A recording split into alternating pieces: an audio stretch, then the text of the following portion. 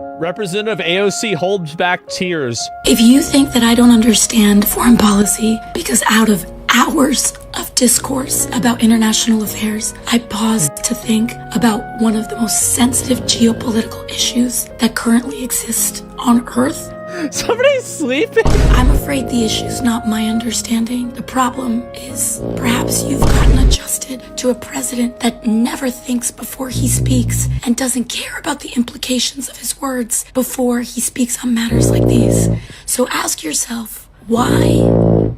And I'm gonna tell you, it's because, frankly, there are very few people who are actually willing to challenge the foreign policy establishment. People are sleeping on this. It's embarrassing.